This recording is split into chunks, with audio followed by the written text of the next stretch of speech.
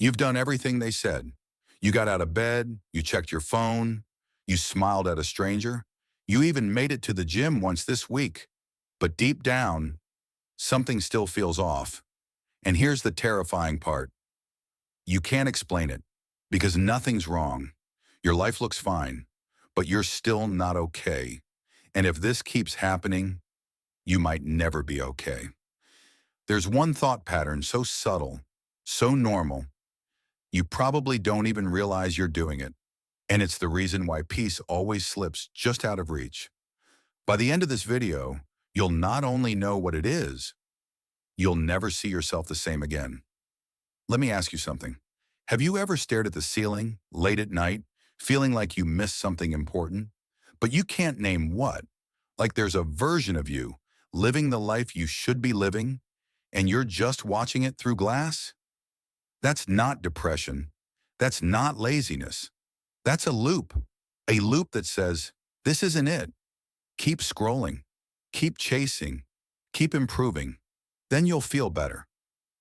But the chase is the trick. You've been trained by algorithms, culture, and maybe even your childhood to believe that stillness equals failure, that if you aren't reaching for more, something must be wrong. So you're always running, even when you're resting. This is the psychological loop that's keeping millions miserable, even when their lives are objectively fine. But here's the twist. This loop didn't come from you. It was installed in you. Let me offer you something that no app, no guru, no fast-talking influencer ever will. Not a trick, not a hack, but a moment of stillness, right here, right now, where you don't need to become anything more than what you already are. Take a breath. No, really, do it. Not because it's mindful, not because it's a productivity tool, but because it's the first thing you ever did when you entered this world, and the last thing you'll do when you leave.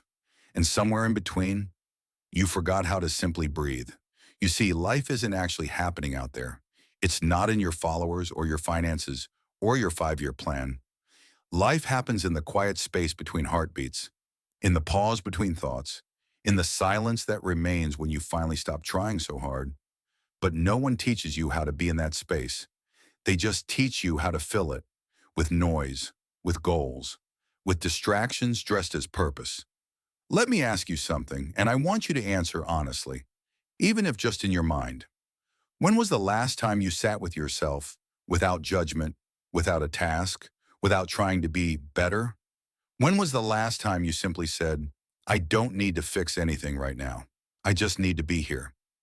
We've all been conditioned to believe that discomfort is the enemy, that if we feel restless, anxious, or tired, it means we're doing something wrong. But what if discomfort is just a message? Not a problem to solve, but a signal to listen to? There is a version of you beneath all the noise, a version that doesn't care about how many steps you took today or how optimized your morning routine is. It's the version of you that exists before the performance, before the comparison, before the loop.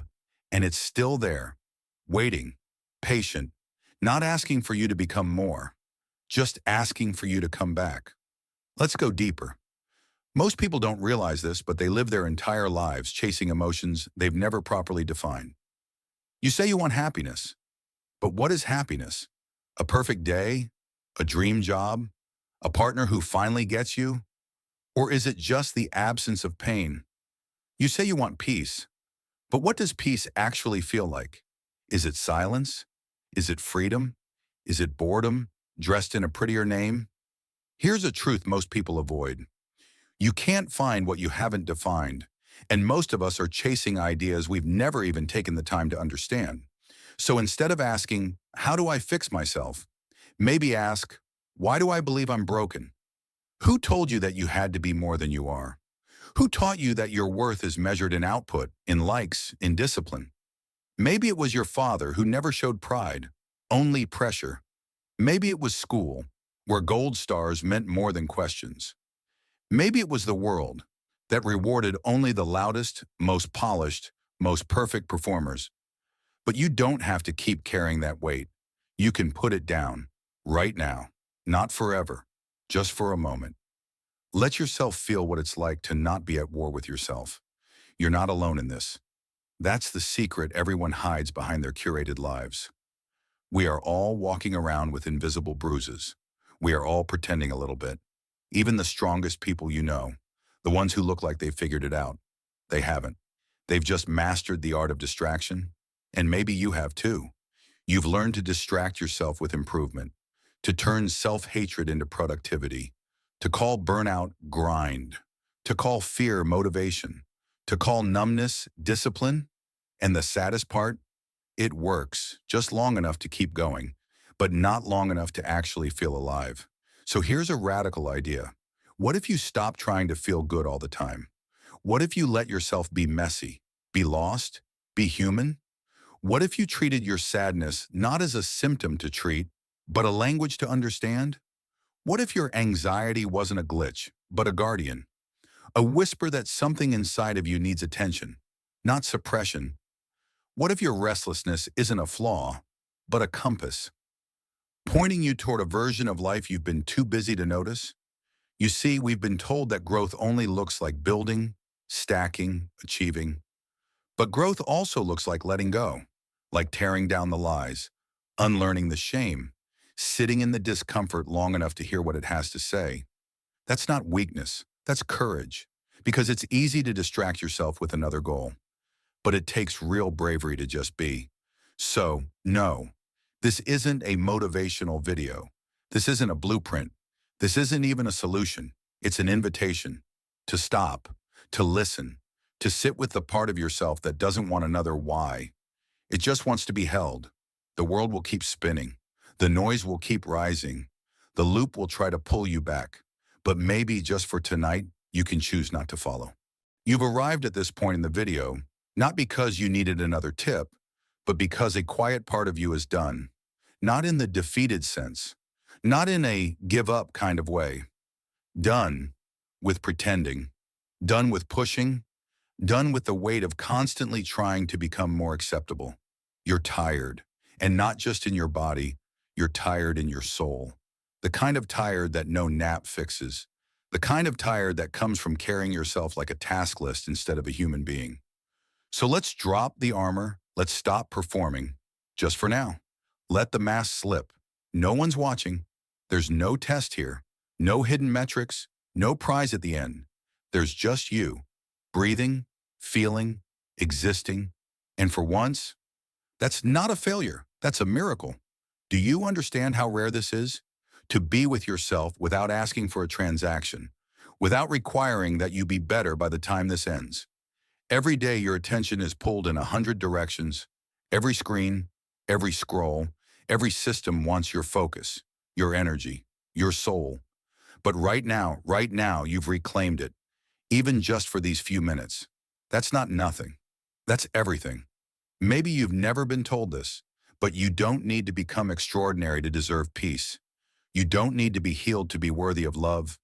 You don't need to have it figured out to be valuable. You are allowed to be in the middle of the process and still be deserving of gentleness. Let me say that again. You are allowed to be unfinished. You are allowed to be unsure, to be scared, to be slow. You are allowed to rest, not because you earned it, but because you exist. And if you're still here, listening, I want to offer you a thought you can carry with you when this ends. Maybe peace isn't something you find. Maybe peace is something you remember. Remember from before the noise, before the expectations, before the world taught you that constant striving is the only way to matter. Maybe there's a version of you buried under the pressure and performance, a version of you who knew how to just sit in the grass, to watch the wind move the trees, to cry when it hurt and laugh when it didn't. That version of you isn't gone. It's just waiting for you to come home. And I know silence can be scary. It confronts you with truths you'd rather scroll past. It asks you to meet yourself without distraction, to listen without fixing, to observe without editing. But silence is not the enemy. It's the doorway to the life beneath the performance, the you beneath the persona. And the longer you sit in it, the more you begin to hear the voice that was drowned out by all the noise, your own. That voice might not sound confident at first. It might stammer. It might be quiet. It might say things you didn't expect, things you tried not to know. But it's honest, and honesty is where healing starts. Because you can't heal from a life you're pretending to live. You can't soothe wounds you refuse to name. You can't free yourself if you're still clinging to the image of a better, more lovable, more successful version of you. What if you're not meant to be fixed? What if you're not a puzzle to be solved, but a poem to be experienced? What if the broken pieces aren't meant to be glued back, but rearranged into something entirely new? Something softer, wiser, more you. We've been lied to. We were told healing is a straight line, that one day we'll wake up whole, unbothered, unshaken, untouched by pain. But real healing, it's circular, it's layered. It comes and goes like the tide. And some days, progress looks like joy. Other days, it looks like simply not giving up. Some days, healing means smiling. Other days, it means screaming into a pillow and drinking tea in the dark. It all counts. It's all valid. It's all part of the return. So if today you felt something shift, a breath that went a little deeper, a thought that softened, a tear that almost fell, that's not weakness. That's proof. Proof that you're still reachable, still open, still alive. And that is something sacred. You don't need to rush off. You don't need to dive back into the noise. You don't need to instantly use what you've learned here. Let it settle. Let it marinate. Let it echo inside you until it becomes a part of how you walk through the world. You'll notice it in small things, in the pause before you criticize yourself, in the breath you take before rushing into another goal, in the way you look at your own reflection with curiosity instead of judgment. This is how it begins, not with fireworks, but with stillness, with noticing. I'm not here to promise you transformation, only this. You can live without the loop. You can build a life that isn't defined by constant proving. You can wake up and decide, I don't need to perform today, I just need to be real. That kind of life might not look impressive to others, but it will feel true to you.